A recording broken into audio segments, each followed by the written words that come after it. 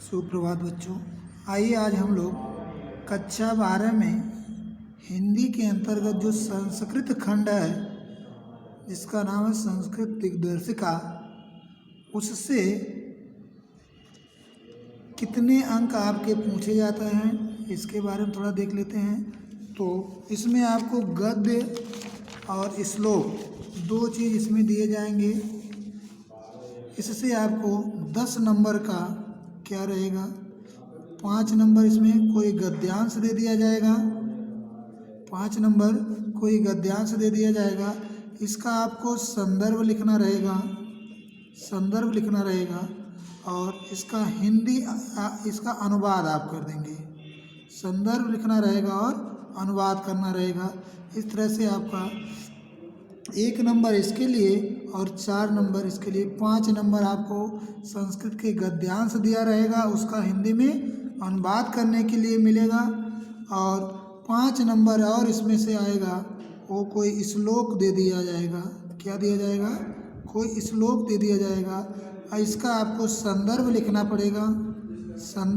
पड़ेगा और इसके साथ साथ आपको हिंदी अनुवाद या इसको अनुवाद लिखना पड़ेगा, अनुवाद इसका करना पड़ेगा। इस तरह से इसका भी आपको 5 नंबर मिलेगा। और साथ साथ इसी गद्यांश और उसके श्लोकों में से ही सूक्ति, जो श्लोक रहेंगे उन्हीं श्लोकों में से कोई सूक्ति आपको पूछ देगा।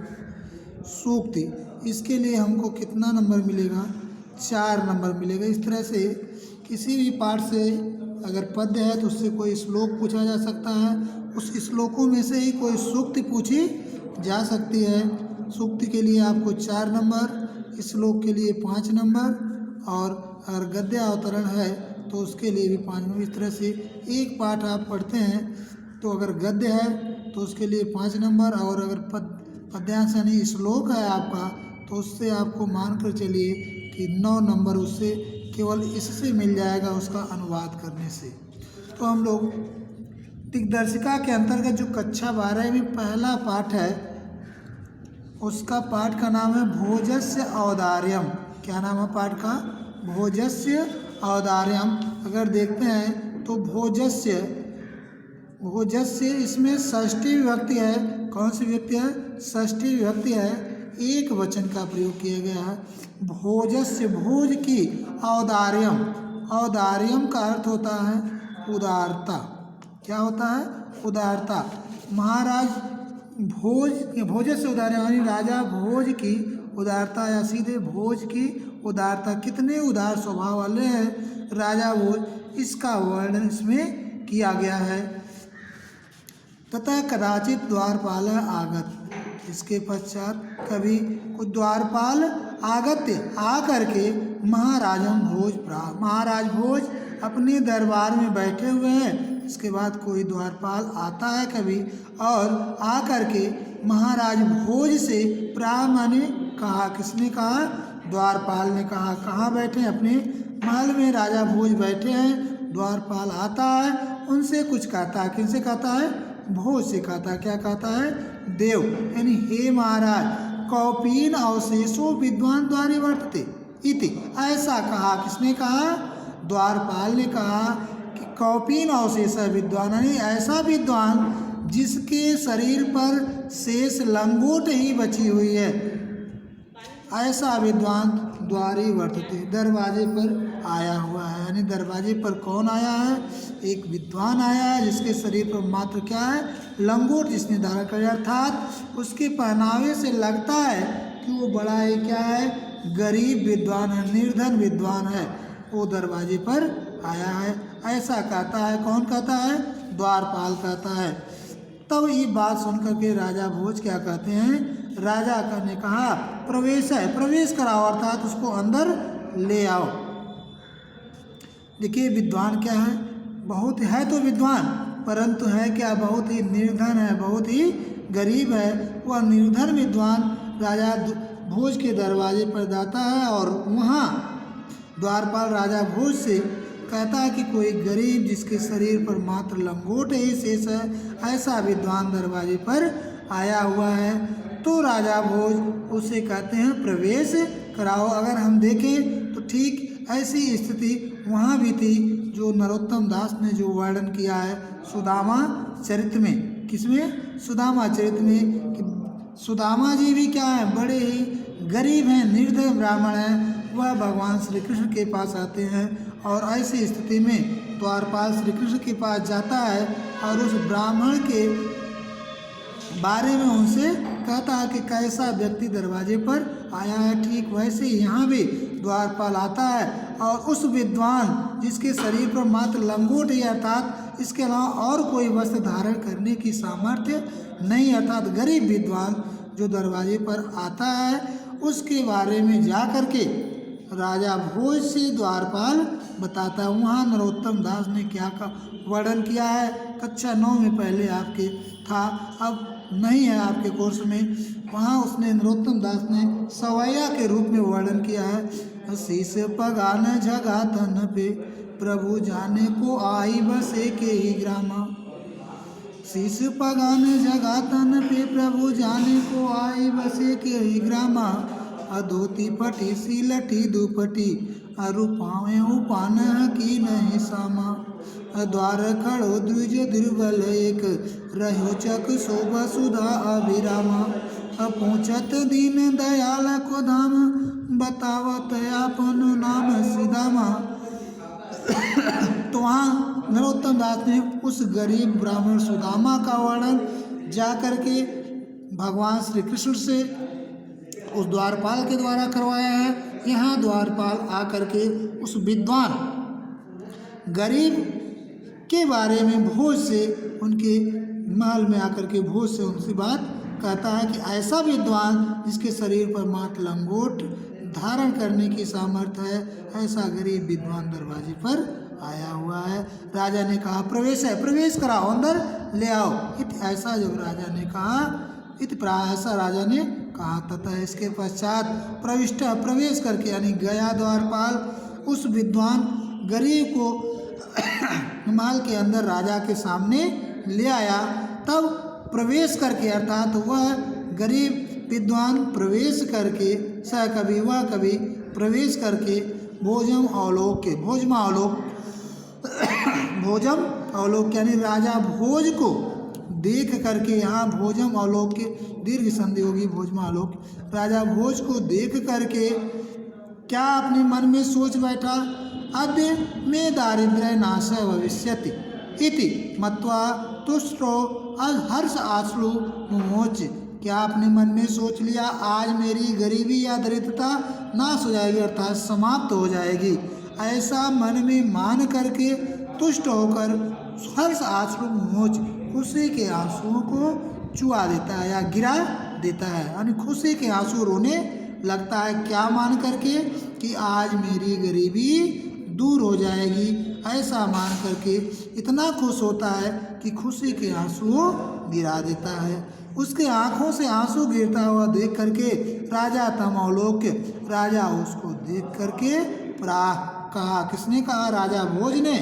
उसको रोता हुआ देख करके उसके आंखों से आंसू गिरता हुआ देख करके उस कवि से राजा ने कहा, कवे यानी हे कवि किम रोदिस, क्यों रो रहे हो? इति ऐसा राजा ने कहा, हे कवि क्यों रो रहे हो, अर्थात रोने का कारण क्या है?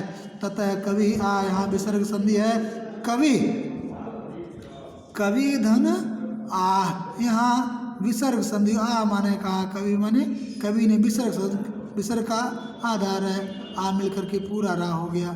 ततः कवि इसके पश्चात कवि ने कहा, जो राजा ने पूछा तो कवि ने कहा, राजन यानी हे महाराज आकर्ण सुनिए, मद गृह स्थिति मेरे घर की स्थिति क्या है, मेरे घर की परिस्थिति के बारे में स्थिति के बारे में आप सुनिए।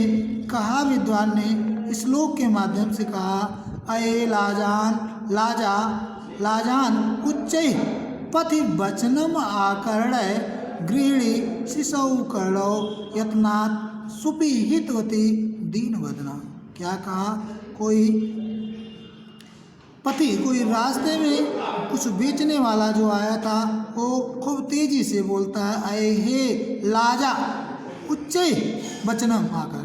लाजा अर्थात लाजा का अर्थ होता है यहाँ धान का जो लावा होता है या आजकल जैसे भूजा, उसमें क्या होता है, जो धान का भूजा होता है उसमें चटनी आदि तमाम चीज़ मिला करके बेचने को लिए ले आते हैं और जोर जोर से चिल्लाते हैं, बच्चे दौड़ करके आते हैं, उसको खरीदते हैं और खाते हैं, परंतु गरीब व्यक्ति बेचारा कैसे खिलाए, उसके लिए समस्या होती है। ठीक वही स्थिति आज उस विद्वान कवि के घर हुई है। विद्वान कवि की पत्नी इतनी गरीब व विद्वान है कि वह खरीदने भर का सामर्थ्य नहीं है। बेचने वाला आता है, कहता है लाजा अनु लाजान उच्चई पति वज्रानी, खूब तेजी से वो चिल्लाता है ऊंची आवाज में कि खीले ले लो। लाजा का अर्थ होता है खीले, खीले ले लो, अर्थात वही जो लावा होता है वही बेचने वाला चिल्ला रहा है, खीले ले लो, खीले ले लो। यह बात सुन करके गृहिणी अर्थात इस कवि की जो पत्नी है, इस बात को जब अपने कानों से सुनती है, कोई बेचने वाला खीले ले लो, खीले ले लो ऐसे ऊंची आवाज में चिल्ला रहा है, तो करती क्या है, शिशु करलो यत्नात् सुपिहितवती। शिशु माने बच्चों के कर्ण माने दोनों कानों को पूरा प्रयास करके, जितना भी यत्न कर सकती थी, जितना प्रयास कर सकती थी उतना प्रयास करके पूरी तरह से बंद कर दे। सुपिहितवती, पूरी तरह से अच्छी तरह से क्या कर दिया, उसके कानों को बंद कर दिया, इसलिए कि ये न तो सुनेंगे उस बेचने वाले की आवाज़ और न तो हमसे पैसा आज मांगेंगे इसको खरीदने के लिए। यदि मांगेंगी तो मैं कहाँ से दूंगी, इसलिए वो बच्चों के कानों को पूरी तरह से अच्छी तरह से बंद करके, किसने, इनकी पत्नी ने, दीन बना दुखी चेहरे वाली, दीन मुख वाली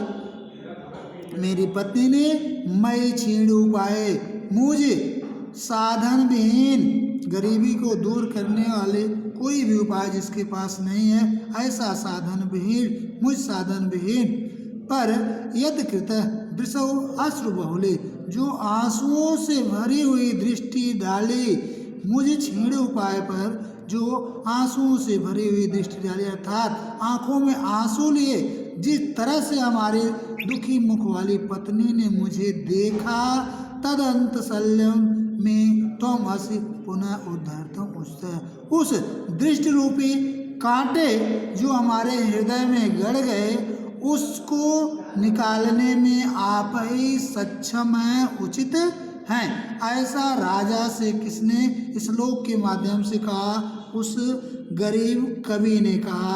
अब क्या हुआ, राजा उस श्लोक पर बहुत प्रसन्न हुए।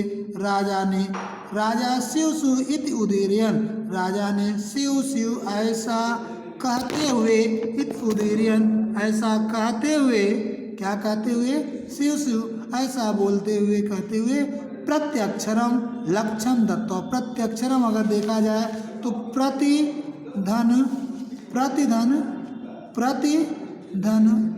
अक्षरम, प्रतिधन अक्षरम, प्रत्यक्षरम, यहाँ आपका यण संधि होगी, क्या होगा, यण संधि, ई धन इधर है बराबर पूरा यह हो जाएगा, यानी ई को यणच से यहाँ क्या होगा, यण संधि होगी। कक्षा 10 में ये पूछता है, ये कक्षा 12 में नहीं पूछेगा। चलिए, तो प्रत्यक्षरम, प्रत्येक अक्षर पर लक्षम दत्वा, लाख लाख रुपया दे करके प्राह कहा, किससे कहा, जितने भी अक्षर थे हर अक्षर पर राजा वो कितने दानी स्वभाव के हैं, कितने अच्छे आचरण वाले हैं व्यक्ति कि प्रत्येक अक्षर पर उस गरीब कवि को लाख लाख रुपया दे करके कहा, उनसे क्या कहा, त्वरितम गच्छ गेहम, शीघ्र तुरंत, गच्छ जाओ, गेहम माने घर, तुरंत घर जाओ। क्यों तुरंत घर जाओ, तत् गृहिणी खिन्ना वर्तते, तुम्हारी पत्नी क्या है, दुखी है, इसलिए तुम तुरंत घर जाओ, ऐसा राजा ने कहा। यानी राजा कितने दानी स्वभाव के थे, वो विद्वानों का दान के माध्यम से आर्थिक रूप से सहायता करके विद्वानों का सम्मान करने वाले थे, वो इसमें वर्णित है। यानी उस गरीब कवि की घर की स्थिति को सुन करके राजा शिव शिव करते हुए कहते हुए प्रत्येक अक्षर पर लाख लाख रुपया दे करके उनसे कहा तुरंत घर जाओ, तुम्हारी पत्नी दुखी है। अब क्या हुआ, अन्यथा दूसरे दिन भोजा श्री महेश्वरम नमतुम, महाराज भोज श्री महेश्वर अर्थात शिव जी को नमस्कार करने के लिए शिवालय में अभ्यगच्छत, शिवालय गए थे, मंदिर गए थे। तदा तब, कब, जब वो मंदिर में गए शिव जी को नमस्कार करने के लिए, प्रणाम करने के लिए, तब को अपि ब्राह्मण, कोई ब्राह्मण राजानम शिव सन्निधौ, राजा को शिव के समीप पा करके क्या कहा, प्राह कहा। किसने कहा, किसी ब्राह्मण ने राजा को शिव के पास देखा तो उसने कहा, ब्राह्मण ने कहा, क्या कहा, देव यानी हे महाराज। इस श्लोक के माध्यम से वो ब्राह्मण कहता है, अर्धम दानव वैरिणा गिरिजा अपि अर्धम शिवस्य आहृतम, शिवस्य शिव का आहृतम हरण कर लिया, अर्थात ले लिया है, अर्धम आधा भाग। किसने, दानव वैरिणा, दानवों के वैरिणी यानी विष्णु ने शिव के आधे हिस्से को, आधे भाग को ले लिया। गिरिजा अपि अर्धम, और उनकी पत्नी पार्वती ने आधा हिस्सा शिव का ले लिया, यानी शिव को आधे हिस्से को विष्णु ने और आधे हिस्से को उनकी पत्नी पार्वती ने आहृतम ले लिया। देव हे महाराज, इत्थम, इस प्रकार अगर यहाँ देखते हैं तो देव धन इत्थम, इत्थम का होता है इस प्रकार, देव इत्थम, यहाँ आपकी गुण संधि होगी। कौन सी संधि होगी, गुण संधि होगी। देव धन इत्थम, देव इत्थम, यहाँ गुण संधि होगी। देव माने हे महाराज, इत्थम इस प्रकार, यानी हे महाराज इस प्रकार, किस प्रकार, जब इनके शिव के आधे हिस्से को विष्णु ने और आधे हिस्से को पार्वती ने ले लिया, तो इस प्रकार, इत्थम इस प्रकार, देव हे महाराज, जगती तले, इस पृथ्वी तल पर, कहाँ, इस पृथ्वी जगती तले, इस पृथ्वी तल पर, पुरहर, पुरहर का अर्थ होता है शिव, अभावे समल, शिव जी का अभाव हो गया, अर्थात अब इस पृथ्वी पर शिव जी नहीं रहे। शिव जी के आधे हिस्से को पार्वती ने, आधे हिस्से को विष्णु ने ले लिया, जिसके कारण इस पृथ्वी पर शिव जी का अभाव दिखाई देता है, यानी शिव जी इस पृथ्वी पर नहीं रहे, जिसके कारण हुआ क्या, शिव की अनुपस्थिति में गंगा सागरम, शिव जी के जो सर पर गंगा जी थी वो कहाँ चली गई, सागरम, सागर में चली गई। सचकला अंबरम, और जो चंद्रमा थी वह अंबर अर्थात आकाश में चली गई। शिव जी के अभाव में जो गंगा जी थी उनके माथे पर विराजमान, वो कहाँ चली गई, सागर में चली गई। और सचकला अर्थात चंद्रमा अंबरम, कहाँ, आकाश में चली गई। नगाधिपय समातलम, और जो शेष नाग थे वो रसातल में चले गए, पृथ्वी के नीचे समातल या रसातल में चले गए, शिव जी की अनुपस्थिति में, उनके अभाव में। इतना ही नहीं, आगे वो ब्राह्मण उनसे कहते हैं, सर्वज्ञत्वम अधीश्वरत्वम अगमत त्वाम, जो सर्वज्ञता थी और ईश्वरता थी, यानी सब कुछ जानने की जो शिव की सामर्थ्य थी, और जो शिव में ईश्वर के जो अंश थे, ईश्वरता थी, ये दोनों चीज़ें त्वाम अगमत, हे महाराज तुझ में अर्थात आप में आ गई। क्या, सब कुछ जानने की क्षमता और ईश्वरता, ये दोनों गुण शिव जी के आप में आ गए। माम तो भिक्षाटनम, और शिव जी का जो भिक्षाटन का गुण था, भीख मांगने वाला जो भिक्षाटन का गुण था, माम आगमत, वो मुझ में आ गया। यानी इस प्रकार शिव जी की जो, शिव जी का स्वयं दो भागों में बट गए, यानी एक दानवों के वैरी विष्णु ने उनको ले लिया आधा भाग, आधा भाग उनकी पत्नी ने ले लिया। इस प्रकार इस पृथ्वी तल पर शिव जी का अभाव दिखाई देने से गंगा जो उनके पास थी वो सागर में चली गई, चंद्रमा माथे पर विराजमान थी वो आकाश में चली, अंबर में चली गई, और शेषनाग जो उनके गले में थे वो रसातल में चले गए। उनका जो सब कुछ जानने वाला गुण था, जो ईश्वरता का गुण था, ईश्वर का गुण था, वह तुम्हारा आपके अंदर आ गया, और मेरे अंदर उनका जो भिक्षाटन का गुण था, भीख मांगने वाला गुण था, वो मेरे अंदर आ गया। ऐसी बातें ब्राह्मण राजा को जब शिव के समीप देखता है, जब प्रणाम करने जाते हैं, उस समय राजा के सामने इस श्लोक के माध्यम से यह ब्राह्मण उनसे कहते हैं। तो क्या होता है, इस श्लोक पर भी राजा भोज बड़े ही प्रसन्न होते हैं। होता क्या, राजा तुष्ट, राजा प्रसन्न हुए, खुश हुए। तस्मय उनके लिए भी प्रति अक्षरम हर एक अक्षर पर लक्षम दो लाख लाख रुपया प्रदान किया, दिया दान स्वरूप। किसने दिया? राजा ने इस श्लोक पर प्रसन्न होकर के उस ब्राह्मण को हर एक अक्षर पर लाख लाख रुपया प्रदान किया, दान में दिया। अन्यथा दूसरे दिन राजा अपने समीप उपस्थित सीता नामक कवयित्री से कहा, सीता नामक कवयित्री कोई थी जो उनके पास आई हुई थी, उनसे इन्होंने कहा, किसने कहा? राजा भोज ने कहा। क्या कहा? देवी यानी हे देवी, प्रभातम वर्ण, प्रभात का वर्णन करो, भोर या सवेरे का वर्णन करो। इति ऐसा कहा। किसने कहा? महाराज भोज ने कहा। किससे कहा? सीता नामक कवयित्री से कहा। तो सीता ने कहा इस श्लोक में आगे है, सीता ने क्या कहा इसका वर्णन करते हुए